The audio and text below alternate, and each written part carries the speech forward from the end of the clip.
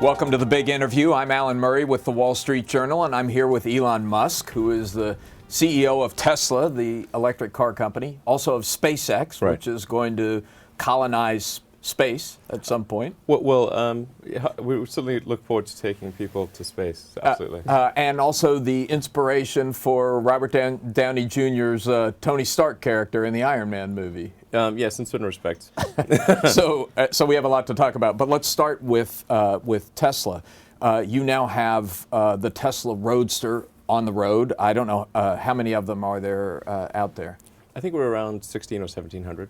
It's an all-electric car. I had the opportunity to ride in it. Amazing acceleration. It seems to go from 0 to 60 in about 3 seconds. Right. But it's not cheap. It's $110,000.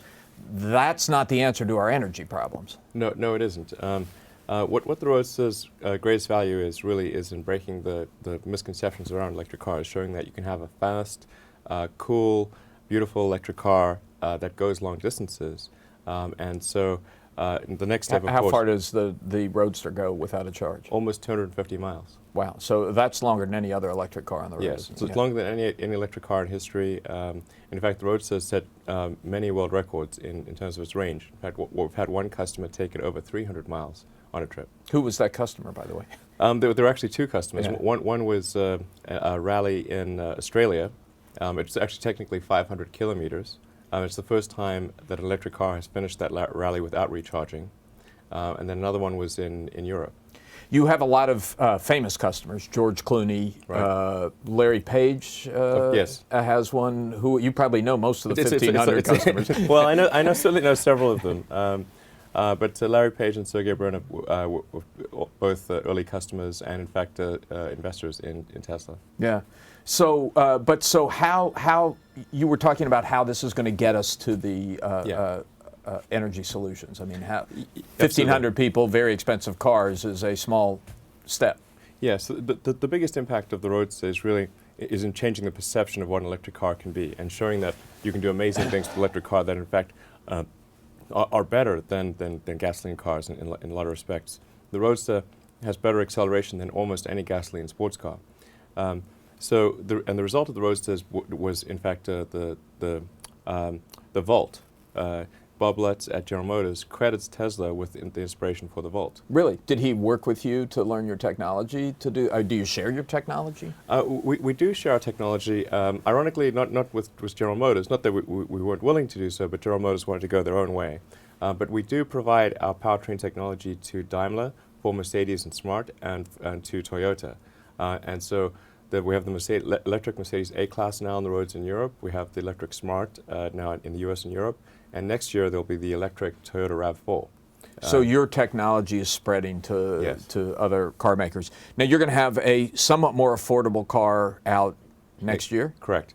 Next year we will have the Model S, which is about half the price of the Roadster, so about $50,000. And that's a full-size sedan about the size of a 5 Series BMW. But actually far more capable than other premium sedans. Will it accelerate as quickly as the Roadster does? I think we will have a version that accelerates comparable to the Roadster, yes. Really? Yes. Which will be, our goal with the Model S is to have a performance version of the Model S that is the fastest sedan on the road. Yeah. Are people surprised by that? I think most people think of electric cars, they think of golf carts, sort of. Right. We have one hell of a golf cart. Yeah. Yeah. Have you really want to go on the golf course with this puppy? I mean, you really got to get some good time between the holes. And do you find people are surprised that an electric car can do that?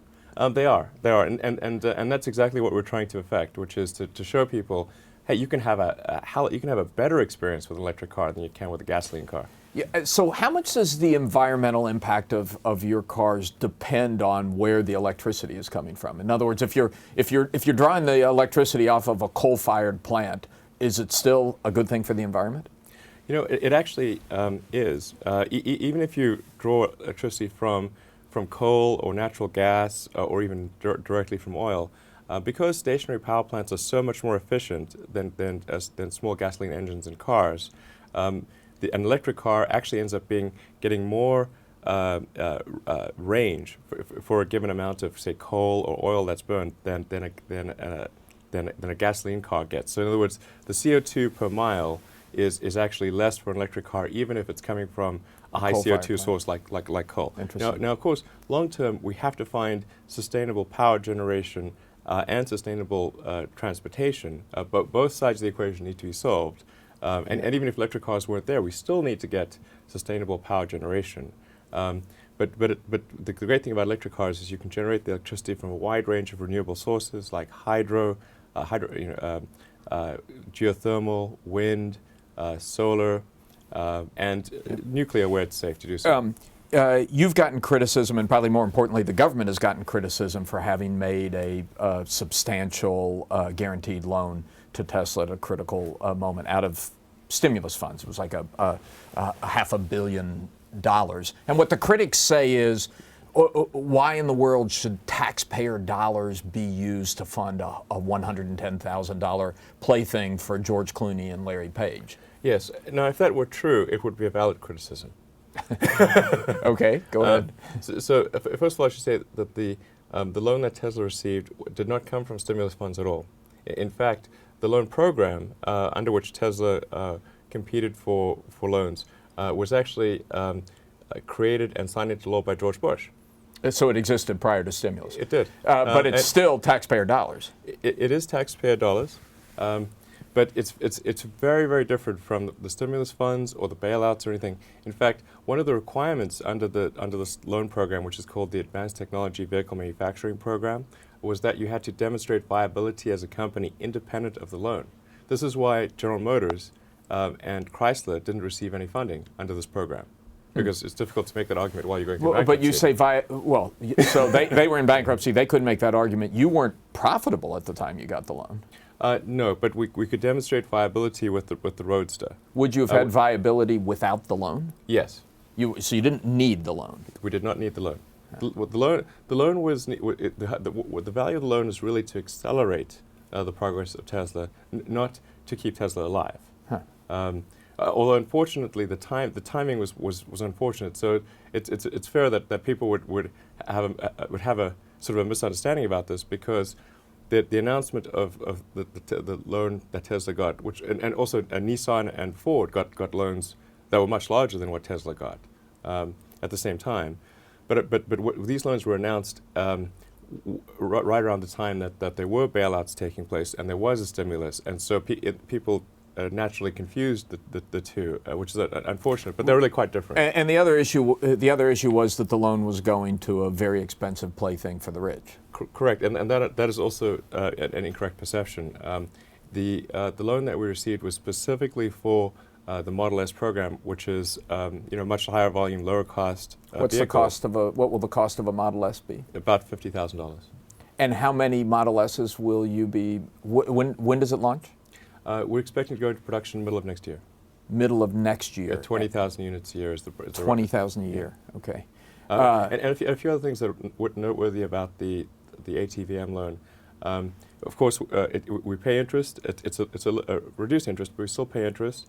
And if we don't pay the loan off early, then there are actually stock warrants that the government gets in Tesla. So it's a pretty good deal, and it's also senior debt. Yeah, so, given the criticism you've gotten from our editorial page, among other places, right. Do you wish you had taken the money? If you didn't need the money, do you wish you had done it without the government loan?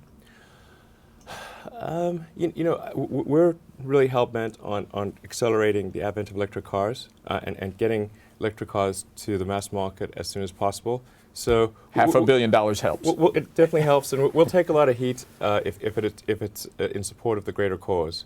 And we did take a lot of heat. But I think in terms of the editorial page, the criticism that we received, I think was simply we didn't have an opportunity to correct some of the misperceptions.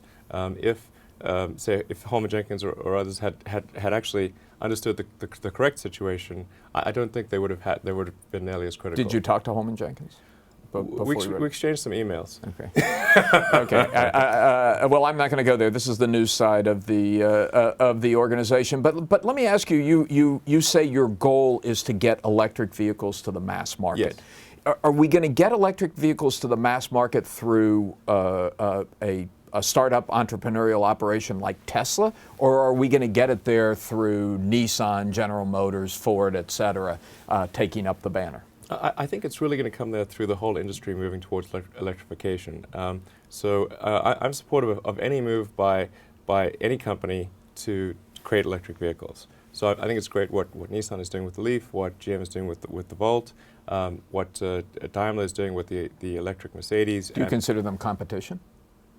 Well, I guess they're competition in a sense, but pretty indirectly. It's such a huge market that we don't see people necessarily choosing to buy a Volt or a Leaf rather than a Tesla. I guess technically competition, but not in a significant way. The overarching goal of Tesla is to get the industry to move towards electrification, competition or not, and whether we do that with our own cars, with cars that we help other people make, as we're doing with Daimler. We're producing battery packs and chargers for the Mercedes A-Class, for the electric smart car. With Toyota, we're producing the entire electric powertrain for the electric RAV4. We're just trying to move the industry towards electrification faster than it might otherwise go, and we're certainly quite pleased whenever there's any announcement about another manufacturer producing electric cars. But there's clearly a strategy split among the big manufacturers. I mean, Nissan made this decision to produce an all-electric car. It hasn't sold terribly well. You talk to Ford, for instance. They'll say they think hybrids are the way to go. Do you have an opinion on who's right in that argument? Well, I strongly believe that the future is pure electric cars. Not hybrids. Not hybrids. I think hybrids are an interim step. They're sort of like an amphibian. You know, it's when life was going from the oceans to land, there were probably a lot of amphibians. But that's not the end solution. You know, I think you want to go all electric because that is the truly sustainable path. And I think if you split the baby and you have a car that is trying to be a good gasoline car and a good electric car, you end up being not as compelling as either a pure gasoline or pure electric. The one other thing we should talk about that I think people get some anxiety about is the charging. If they need to charge their Tesla, where can they do it? How can they do it? How long is it going to take? Yeah. So with the Model S, I think we've got a great solution in that regard because you've got a range of up to 300 miles. You can actually charge the car in 45 minutes. The charger is built into the car. And the third thing is that you can actually swap out the battery pack faster than you can fill a gas tank. So you can actually swap the battery pack out in under a minute. Let me ask you a little bit about SpaceX, space travel. I mean, I know you have rockets that are putting satellites up into space, but your stated goal is to get human beings up there, yes, even as the government is pulling out of the business of putting people in space. Why is that so important to you? Well, I just think that a future where humanity is a spacefaring civilization and out there exploring the stars is an incredibly exciting future and inspiring. And so that's what we're trying to help make happen. You know, I really want SpaceX to help make life multiplanetary.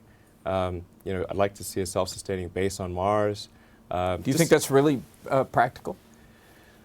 I think it's possible. Absolutely. How long is it going to take? When are you going to put your first man into space? Well, I think we'll probably put our first man in space in about 3 years. And when are you going to put your first man on a planet? Man or woman? Well, we're going all the way to Mars. I think that's what. Time frame? Best case 10 years. Worst case 15 to 20 years. And you're sort of on your own in this effort now. Are you going to build the colony as well when you get there? Well, our goal is we want to be like the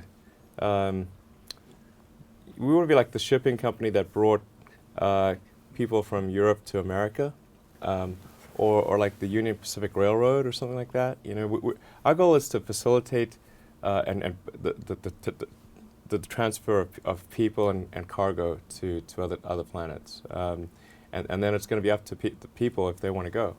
I mentioned at the outset that you were the inspiration for the Robert Downey Jr. Tony Stark character. Did you work with him on that in Iron Man 2? Well, he did interview me. I guess I met with Robert Downey Jr. Just before they were filming Iron Man 1. Gave him a tour of the rocket factory, showed him the electric car and everything. And And I guess, and we talked about some of the possible scientific explanations for the powers that Iron Man has in his suit. Like, maybe you can harness the power of dark energy or something like that. What did you think of the character? I thought it was cool. Yeah. I think there's also some important differences. I've got 5 kids. Yeah. Iron Man is sort of a swinging bachelor.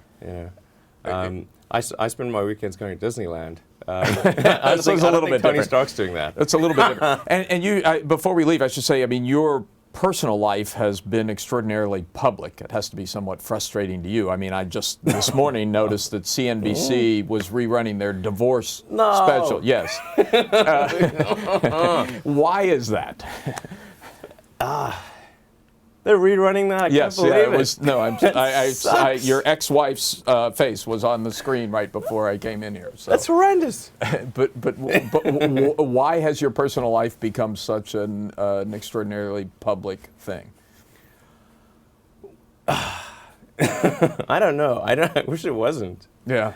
I think my ex-wife is sort of she's a prolific blogger and writer, and I think she likes to talk about these things, and I don't. I decline to participate in divorce wars, enticing as that sounds. All right, well, we won't go any further with it here, but thank you very much for being with us on The Big Interview. All right, thanks.